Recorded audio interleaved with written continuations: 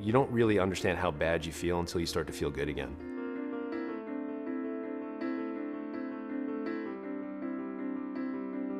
So after experiencing the sudden hearing loss, the leak under the retina, the sudden drop in weight over a short period of time, I was so ill, but I didn't realize it. I actually started to hallucinate on the subway platform going into the office one day.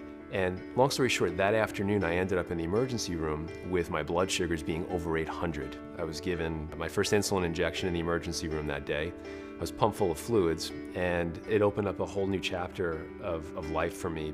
My mom actually thought I was anorexic because when I was checked in the hospital, I weighed 78 pounds at the age of 15. So I had lost 20 pounds in a very short amount of time. So it was very hard to see anything because the sugar blocks up in the back of your eyes, and you're on a major roller coaster as you're starting to get adjusted. I was in my freshman year of college, and I was going to school away from home. And I'd been having the typical symptoms of diabetes, but I had no idea what that was. I was always thirsty, always at the water fountain, couldn't drink enough. I remember I was losing weight without trying. And of course, at 18, that's a wonderful thing, isn't it?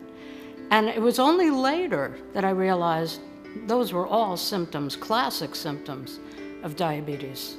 Now, not only did I have to understand all of the body chemistry that goes along with being a type 1 diabetic, but I also had to understand how nutrition comes into play, how exercise comes into play. So all of those things combined amount to a world of constantly being very aware of the condition.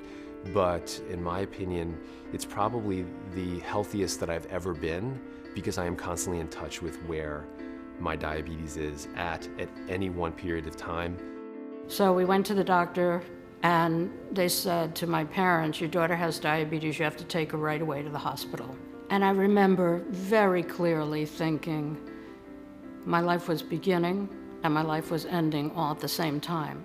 And I'm convinced, on the whole, that diabetes keeps me healthier than if I hadn't had it.